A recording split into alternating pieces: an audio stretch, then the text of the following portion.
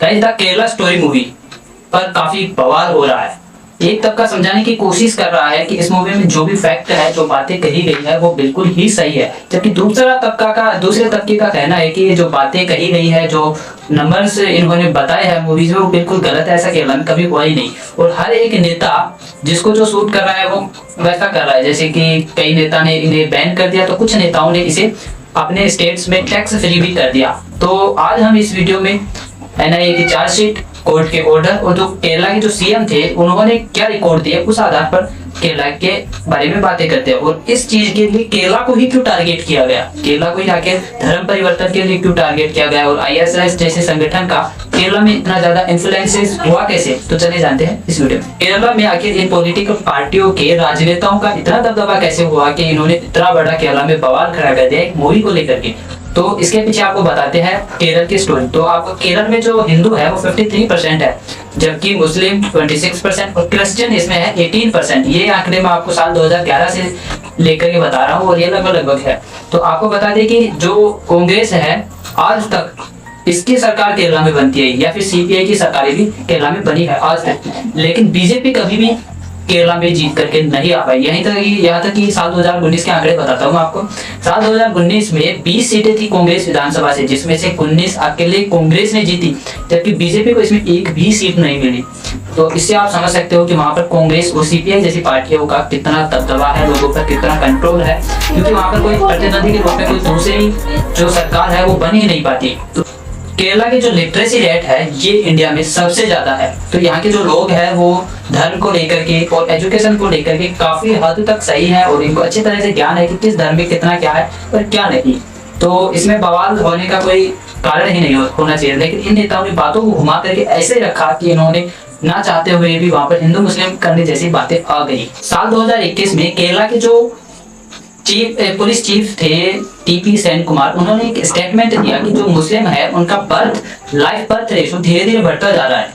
अब इसका मतलब ये था कि जो केरला में जो हिंदू है उनकी जनसंख्या थी 53%, जबकि जो क्रिश्चियन थे वो थे 18%, जबकि जो मुस्लिम थे वो थे 26%। इसका मतलब ये था कि जो कुछ सालों में ही जो मुस्लिम थे वो बाकी सभी रिलीजन्स या कास्ट के लोगों को पीछे छोड़ देंगे और इनकी जनसंख्या केरला में बहुत ही ज्यादा हो जाएगी। इस स्टेटमेंट से केरला में बहुत ही ज्यादा बवाल हुए, सरकार को बहुत ही ज्यादा क्रिटिसाइज किया गया। लेकिन इसके बाद कुछ समय बाद ही जो लोकल चर्चेज थे उनसे आवाजें उठने लगी कि जो मुस्लिम लोग हैं वो हिंदू लोगों का या क्रिश्चियन लोगों का जबरदस्ती धर्म परिवर्तित कर रहे हैं, वो उन्हें जबरदस्ती मुस्लिम बनाया जा रहा है। इसको लेकर के तो केरला में बहुत आग की तरह बातें फैलने लगी कि मुस्लिम लोगों के साथ जबरदस्ती करके धर्म परिवर्तित कर रही है, और ये तेजी से आग पकड़ ही रही थी। तो इसमें एंट्री मारी बीजेपी ने। बीजेपी जो थी वो राज्य में तो सत्ता में नहीं थी, लेकिन सेंटर में ये पावर में थी। तो इसने क्या किया कि सेंटर से जो ईडी, सीबीआई और जितने भी जो खुफिया एजेंसी है उन सभी को केरला में उनके पीछे लगा दिया। जो केरला में जो एनजीओज थे जो बाहर से फॉरेन फंडिंग लेकर के केरला में लोगों का धर्म परिवर्तित करा रहे थे, उनको पीछे लगा दिया इन सबके। और जो केरला के लोग हैं, जब भी धर्म परिवर्तन की बात आती है तो बीजेपी का बड़ा समर्थन होता है वहां पर। आज भी जब अगर धर्म परिवर्तन की बात होती है तो लोग बीजेपी का इतना समर्थन करते हैं कि वहां पर कांग्रेस की सरकार टूटने तक के खतरे बढ़ने लग जाते हैं। यही कारण है कि जो विपक्ष दल है वो हमेशा इस बात को नकारता रहा है कि जो केरला में है धर्म परिवर्तन नहीं हुआ है। कर्नाटक चुनाव के कारण ये बातें आग पकड़ी, और जैसे ही चुनाव कंप्लीट हो जाएंगे कर्नाटक में, ये बातें एक ठंडे बस्ते में बंद हो जाएगी। पूरी राजनीति और वोट बैंकिंग चल रही है। अब जब ये मूवी रिलीज हुई तो बहुत सारे के ग्रुप्स ने इसे बैन कराने के लिए कोर्ट में अपील डाली, लेकिन उस वक्त जो कोर्ट के जज थे एन नागरेश ने सभी दलीलों को रिजेक्ट करते हुए मूवी थी उसको रिलीज होने दिया। लेकिन जब रिलीज के बाद जब इसमें एक रैंडम तरीके से 32,000 का नंबर डायरेक्टर ने ऐसे ही दे दिया, तो लोगों ने सवाल किया कि आपने आखिर ये 32,000 का जो लड़कियों का धर्म परिवर्तित किया गया है, ये आखिर अंक आपने जो नंबर लाए ये कहाँ से लाए। तब डायरेक्टर ने सीधा कहा कि जो केरला के जो पूर्व सीएम थे ओएम सिंधे, उन्होंने विधानसभा में एक रिपोर्ट सबमिट की थी, और उस रिपोर्ट के अनुसार ये कहा गया था कि 2800 से लेकर के 3200 लड़कियों का धर्म परिवर्तित किया गया है। और मैंने क्या किया कि ये साल 2006 या 8 के आसपास से रिपोर्ट सबमिट की गई थी, उसके हिसाब से आज तक के 10 गुना करके मैंने एक 32,000 नंबर दे दिया इसको। लेकिन आप अगर उस हिसाब से भी देखोगे तो भी डायरेक्टर झूठ बोल रहा है। वो कैसे, तो आपको बताते हैं, जो विधानसभा में ओएम सिंधे ने रिपोर्ट सबमिट की थी वो साल 2006 से लेकर के 2011 तक थी। और उस रिपोर्ट को जब आप गूगल पर सर्च करोगे तो आपको पता लगेगा वो आंकड़े और जो डायरेक्टर ने जो मूवी में आंकड़े दिए हैं वो बिल्कुल ही मेल नहीं खाते, वो बिल्कुल ही गलत और झूठ बोल रहे हैं। अब देखिए जो केरला स्टोरी मूवी है ये इंस्पायर्ड बाय मूवी है। इसका मतलब है कि इसमें जो कुछ 2-4 फैक्ट मिला करके और मूवी को मिर्च मसाला मिला करके दिखाया गया है। और इस मूवी में 2-4 फैक्ट जो रियल होते हैं वो इसे नाटकीय रूपांतरण करके दिखाया गया है, जबकि जो मूवी बेस्ड ऑन होती है वो रियल स्टोरी पर बेस होती है। उसमें किसी भी बंदे की जो रियल स्टोरी होती है उसके साथ क्या बीता गया है वो रियल तरीके से दिखाया जाता है, वो इंटरव्यू बेस होती है। लेकिन ये मूवी इंटरव्यू बेस नहीं है। आप चाहे कितने इस पर सवाल उठा ले कि इतने लोगों का धर्म परिवर्तन किया गया है, इतने लोगों का नहीं, तो आप इसके बारे में कुछ भी नहीं कह सकते क्योंकि इंस्पायर्ड मूवी है। इसमें आप दंगे कर लेंगे, आपको कुछ नहीं मिलेगा। डायरेक्टर से जब आप सवाल पूछेंगे तो डायरेक्टर इसमें कुछ भी कह करके निकल लेगा। देखिए जो केरला में धर्म परिवर्तन का मामला है ये आज का नहीं है, बल्कि ये बहुत सालों पुराना मामला है। ये लगभग 25 से 30 साल पुराना मामला है जो केरला में चलता आ रहा है। और इसके लिए हिंदू मुस्लिम अर्थात अलग अलग कास्ट के लोग अपने आप को ब्लेम करते रहते हैं। लेकिन इसका मतलब ये नहीं है कि केरला में आईएसआईएस का कोई लिंक नहीं मिला या फिर वहां पर लोगों का धर्म परिवर्तित नहीं किया गया। लेकिन इस पर जो मूवी बन रही है उसमें जो मूवी बनाने वाले हैं उनका ये जो नंबर्स दिए गए हैं मूवी इन पर आकर के न अटक जाए, बल्कि जो राष्ट्रीय सुरक्षा का मुद्दा है उसे साफ तरीके से दिखाया जाए। मूवी को लेकर के हिंदू मुस्लिम लड़े नहीं आपस में। और जो इस मूवी में क्या हुआ है कि राजनेताओं ने इसे का अच्छी तरह से फायदा उठाया है। जो नंबर्स है इनको लेकर के इन नेताओं ने क्या किया, हिंदू मुस्लिम की ओर कन्वर्ट कर दिया इसको, और राष्ट्रीय सुरक्षा को लोग समझ ही नहीं पाए। यहाँ पर बात हो रही है एक पढ़े लिखे लड़के और लड़कियों की जिन्हें धर्म परिवर्तन करके आईएसआईएस ज्वाइन करवाया गया। तो सोचिए यदि मैं आप में से किसी को भी कहूँ कि मैं करोड़ों रुपए दूंगा और आप आईएसआईएस ज्वाइन कर लीजिए, तो शायद आप में से सभी मना कर दोगे कि हम आईएसआईएस ज्वाइन नहीं करेंगे। तो आप सोचिए कि यदि एक भी लड़के को फंसाया गया तो उनका कितना स्ट्रॉन्ग नेटवर्क होगा, कितनी स्ट्रॉन्ग प्लानिंग की होगी के तहत उन्हें फंसाया गया होगा। तो आप इससे अनुमान लगा ही सकते हैं। साथ ही आपको बता दें कि ये कोई एक ही केस नहीं है या फिर आप में से कोई कहे कि ऐसा केरला में कुछ नहीं हुआ। तो आप जब एनआईए की चार्जशीट, कोर्ट के ऑर्डर और जो सीएम जो केरला के जो सीएम थे उनकी रिपोर्ट को देखोगे तो आपको एग्जैक्ट डेटा का पता चलेगा। और ये मैं आप फिर से बोल रहा हूँ कि ये एक राष्ट्रीय सुरक्षा का मुद्दा है, इसे आप हिंदू मुस्लिम की ओर कन्वर्ट मत कीजिए। आपकी बात है जो हल्की हो जाएगी।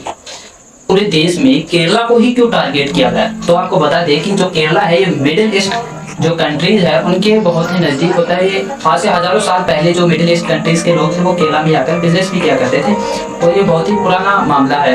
तो आपको बता दें कि जो गल्फ जो केरला में है हर 3 घर में से एक व्यक्ति गल्फ कंट्री में काम करता हुआ मिलेगा। यहाँ तक कि जब केरला में फ्लड बाढ़ आई तो जो गल्फ कंट्री के लोग थे उन्होंने बिना किसी झंझट के केरला में आए और केरला के लोगों को ये हर तरीके से मदद करनी चाहिए, वो चाहे पैसे की बात हो या फिर किसी और भी चीज खाने पीने के सामानों की। तो इस तरह से जो मिडिल ईस्ट कंट्रीज है उनसे केरला के रिश्ते काफी अच्छे हैं बाकी सभी स्टेट्स की। तो जो केरला है जो आईएसआईएस जैसे टेररिस्ट ऑर्गेनाइजेशन है ये इन्हीं गल्फ कंट्रीज के थ्रू केरला में एंट्री लेते हैं और केरला से ये सभी जितने भी इंडिया में स्टेट्स है उन सभी में आतंकवाद फैलाने का काम करते हैं। अब जो आईएसआईएस है, अब जो केरला में जो ये बात शुरू हुई है आखिर हुआ कैसे, ये केरला में जो धर्म परिवर्तन का मामला है आईएसआईएस के लिंक है, ये शुरुआत कहाँ से हुई। तो आपको बता दें कि जो आईएसआईएस है ये एक टेररिस्ट ऑर्गेनाइजेशन है और इसका काम है कि जितने भी देश हैं, ये हमारे ही देश में समस्या नहीं बल्कि दुनिया में ये समस्या है। जो आईएसआईएस जो टेररिस्ट ऑर्गेनाइजेशन है इसका काम है कि सभी देशों में शरिया फॉलो करवाना और शरिया, और इनका मानना है कि जो भी देश शरिया फॉलो नहीं करता वो काफिरों का देश है। तो इसी पर ये काम करते रहते हैं कि किसी भी देश में अपना प्रभुत्व जमाए और वहां पर शरिया फॉलो करवाए।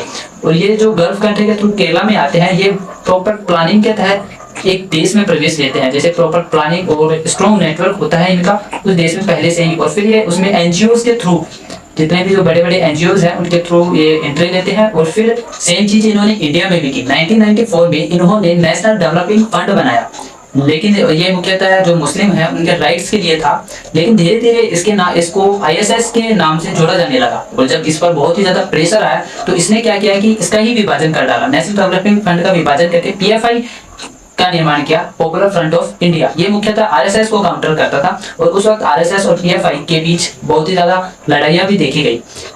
फिर समय समय पर इसमें भी धीरे धीरे विवाद होने लगे, और जब एनआईए के ऑफिसर्स ने पीएफआई के मेंबर रशीद मोहम्मद को पकड़ा तो उसके जब मोबाइल की फॉरेंसिक जांच हुई तो उसके मोबाइल में आईएसएस के लिंक मिले, और यहाँ तक कि अलकायदा की बहुत सारी सीढ़ियां भी मिली, जिसमें इन्हें यह समझाया जा रहा था कि वह किस तरह से लोगों का धर्म परिवर्तित कर सकते हैं, और उन्हें पूरे प्रॉपर प्लानिंग के तहत एक बुक की तरह, जैसे बुक में सभी चीजें हमें कैसे टॉपिक वाइज समझाई जाती है, ऐसे समझाया गया था। 2006 में पीएफआई बना और ये लोग युवा लोगों को टारगेट करने लगा, और फिर 3 साल बाद ही लोग इसका विरोध करने लगे, विवाद उठने लगी इस पर, और इसका जो लिंक है वो आईएसआईएस के साथ जोड़े जाने लगा, और इस पर बहुत सारे आरोप भी लगे कि इन्होंने धर्म परिवर्तन करने की कोशिश की है या फिर बहुत से लोगों का धर्म परिवर्तित किया है। तो इस पर एनआईए की जांच शुरू होती है, और जितने भी पीएफआई के मेंबर थे सबके घरों पर छापे मारे जाते हैं। छापे पड़ने पर फिर एनआईए की रिपोर्ट सबमिट हुई, उसमें पता चला कि ये लोग है जो इंडिया को एक इस्लामिक देश बनाना चाहते थे, और जो छापे पड़े वहां पर जो सबूत मिले उनमें साफ साफ वहां पर आईएसएस के लिंक मिले, और 77 बैंक अकाउंट मिले जो आईएसएस के साथ लिंक थे, और अलकायदा की सीडी मिली जिनमें समझाया जा रहा था किस तरह लोगों का धर्म परिवर्तित करवा सकते हैं। इस तरह से पीएफआई का पर्दाफाश हुआ। फिर उस समय के जो केरला के सीएम थे वीएस अच्युतानंद, उन्होंने एक इंटरव्यू दिया और उसमें उन्होंने कहा कि जो पीएफआई के मेंबर थे वो युवाओं को लुभा करके धर्म परिवर्तित करा रहे थे। और आप यदि उस इंटरव्यू को देखना चाहते हैं तो वो यूट्यूब पर अभी भी अवेलेबल है, आप लिंक डिस्क्रिप्शन में मैं आपको लिंक दे दूंगा, वहां से भी आप उस इंटरव्यू को देख सकते हो। और जितनी भी एनआईए की रिपोर्ट, कोर्ट ऑर्डर और जो पिछले जो सीएम थे उनकी जो रिपोर्ट सबमिट की गई थी विधानसभा में, उन सभी के लिंक भी मैं आपको डिस्क्रिप्शन में दे दूंगा, आप वहां से रीवेरीफाई कर सकते हो। इसके बाद कुछ हिंदू और क्रिश्चियन संस्थानों ने केरला में नारकोटिक्स जिहाद के भी मामले दर्ज करवाए, लेकिन हमारे अनुसार जो रिसर्च की गई उसमें ये पाया गया कि जो केरला में नारकोटिक्स जिहाद था वो बहुत ही कम था, या फिर आप यूँ मानिए कि ना के बराबर था। जैसे कि आप जो उस समय के जो सीएम थे उन्होंने एक गवर्नमेंट डेटा शेयर किया और उसमें 4941 लोगों को नारकोटिक्स डिपार्टमेंट में केस है जो रजिस्टर्ड हुए उस समय की। ये साल 2008 से लेकर के 11 की बात हो रही, उस समय ये रजिस्टर्ड हुए। लेकिन उस वक्त जो केरला की जनसंख्या मैंने पहले भी बताई थी जो, और अब फिर बता रहा हूँ कि इसमें जो केस थे उसमें 49% हिंदू रजिस्टर हुए और इसमें 34% क्रिश्चियन रजिस्टर थे, और साथ ही जो मुस्लिम थे वो लगभग 17% के आसपास इसमें केस रजिस्टर हुए। और जब हम इसमें मैंने पहले जो जनसंख्या का आंकड़ा मिलाया था उससे यदि आप मिलाओगे तो जो सभी कास्ट थे उनके बराबर से केस आए, तो इससे ये कहा जा सकता है कि जो केरला में जो नारकोटिक जिहाद से लेकर के संबंधित केस थे वो बहुत ही कम थे, और शायद ना के बराबर नारकोटिक्स जिहाद था। अब देखिए इस मूवी में 4 लड़कियों की कहानी बताई गई है, लेकिन इस मूवी में क्या है कि कुछ ऐसे सीन है जिन्हें मिर्च मसाला लगा करके दिखाया गया है, उनका वास्तविकता से कोई लेना देना तक नहीं है। इस जो मूवी है इसमें जो अदा शर्मा ने रोल प्ले किया है वो असल जिंदगी में फातिमा ईसा नाम के लड़की से मेल खाता है, और जो ये जो आईएसएस पर बनी इस मूवी में आज से पहले भी इस पर बहुत सारी मूवी बन चुकी है। ये हमारी समस्या नहीं है बल्कि पूरी दुनिया में आईएसएस की समस्या है, और इस पर अनेक मूवियां बनी है जैसे कि द स्टेट, आईएसएस, जिहाद जैसी अनेक मूवी, लेकिन आज तक किसी भी मूवी पर इतना बड़ा बवाल नहीं हुआ है। और लेकिन इसमें द केरला स्टोरी मूवी पर ही इतने बवाल क्यों हुए, तो आपको बता दें कि इसमें जो डायरेक्टर थे उसने रैंडमली ऐसे ही 32,000 नंबर का एक आंकड़ा दे दिया बिना किसी सोचे समझे, जिस पर जो इस मूवी में जो राष्ट्रीय सुरक्षा आईएसएस को लेकर के राष्ट्रीय सुरक्षा पर बातें हो सकती थी वो एक 32,000 जैसे नंबर पर आकर के अटक गई। लोगों को पूरी मूवी देखने के बाद भी पीएफआई क्या है और इसने कैसे इंडिया में अपने पैर जमाए इसके बारे में पता ही नहीं चल पा रहा है। इस मूवी में 3 बातें हैं जिन पर ये मूवी आकर के अटक गई। पहली की इंडिया से बाहर जाकर के आईएसआई ज्वाइन करवाना, दूसरा है कि इसमें धर्म परिवर्तन, और तीसरा है फोर्स धर्म परिवर्तन। अब इंडिया में कितने लोग आईएसआई ज्वाइन करने के लिए गए ये तो फिर भी आप गवर्नमेंट डेटा से पता कर सकते हो, लेकिन जो धर्म परिवर्तन और फोर्स धर्म परिवर्तन है ये एक सब्जेक्टिव चीज है। भारत का जो संविधान है ये कहता है कि जो बालिग है वो अपनी इच्छा अनुसार किसी भी धर्म को अपना सकता है, और कौन सा धर्म, अब आप इसी से समझ सकते हो कि कौन सा स्वतः धर्म परिवर्तन किया गया है या फिर कौन सा फोर्स धर्म परिवर्तन किया गया है, इसे आप नहीं समझ सकते और ना ही इसके आंकड़े कहीं पर मौजूद है। तो अब जिसका भी ब्रेन वॉश किया गया है वो तो ये बोलेगा नहीं कि मेरा फोर्स जबरदस्ती मुझसे धर्म परिवर्तन किया गया है, और जो स्वतः धर्म परिवर्तित कर रहा है वो चाहे कुछ भी बोल दे हम उस पर विश्वास नहीं करेंगे, वो स्वतः धर्म परिवर्तित कर कर रहा है। तो ये मुद्दे दोनों अलग है, आप इस पर बहस ना करके राष्ट्रीय सुरक्षा पर बात करें तो ज्यादा अच्छा होगा। अब भाई लास्ट में दिखाया गया है कि किस तरह से उन्होंने अफगानिस्तान सरकार ने आईएसआईएस के लोगों को पकड़ा। तो लास्ट में मैं बताता हूँ कि आपको जो इंडिया से जो आईएसआईएस ज्वाइन करने गई वो लगभग, तो यूएस की एक रिपोर्ट के अनुसार मैं आपको बताता हूँ कि लगभग 60 लोग हैं जो आईएसआईएस ज्वाइन करने गए, जिसमें जब यूएस और अफगानिस्तान ने एक संयुक्त रूप से एक आईएसआईएस को खत्म करने के लिए एक प्लान बनाया और उस प्लान के तहत ये अफगानिस्तान से आईएसआईएस के अड्डों पर घुसे। वहां पर जाकर के इन्होंने आक्रमण किया और आक्रमण करने पर इन्होंने आईएसआईएस के जो लोग थे उनमें से 21 लोगों ने सरेंडर कर दिया, जिनके कुछ बच्चे थे तो कुछ जवान लोग और युवा थे, लड़कियां और लड़के थे, उन्होंने सरेंडर किया। और ये आज भी अफगानिस्तान की जेल में बंद है और इनके घर वाले हैं जो आज भी इनकी छूटने की मांग को लेकर के इंडियन एम्बेसी में मांग करते रहते हैं। और जो उस वक्त क्या था कि जब अफगानिस्तान की सरकार ने हमारी इंडियन एम्बेसी को संपर्क किया और कहा कि ऐसा कुछ हुआ है, जब हमारे इंडियन एम्बेसी के जो इन्वेस्टिगेशन ऑफिसर थे वो वहां गए और उनसे बातें की, तो उनसे पूछा गया कि ये अब आप अगर हम आपको अपने देश में लेकर जाए तो वहां पर आप क्या करोगी। तो उनमें से एक लड़की थी फातिमा, उसने कहा कि मैं जाने के बाद जो मेरे शोहर थे वो मर गए, लेकिन उनके माता पिता आज भी वहां पर जिंदा है, मैं उनके साथ ही रहूंगी। तो इस बात से जो इंडिया से जो इन्वेस्टिगेशन ऑफिसर थे वो सहमत नहीं हुए और उन्होंने एक लास्ट में एक रिपोर्ट पब्लिश की, उसमें कहा कि हम इनकी बात से सहमत नहीं हुए और हम इन्हें अपने देश वापस नहीं ले जा सकते। तो सारी बातें तो इस वीडियो में कवर नहीं होंगी, कुछ आप खुद भी रिसर्च कर लीजिए, मैं बाकी बातों को डिस्क्रिप्शन में दे दूंगा, वहां से आप पढ़ सकते हैं। तो आपको ये वीडियो कैसा लगा कमेंट सेक्शन में लिखना, अपनी वीडियो को लाइक से मिलते हैं नेक्स्ट वीडियो में।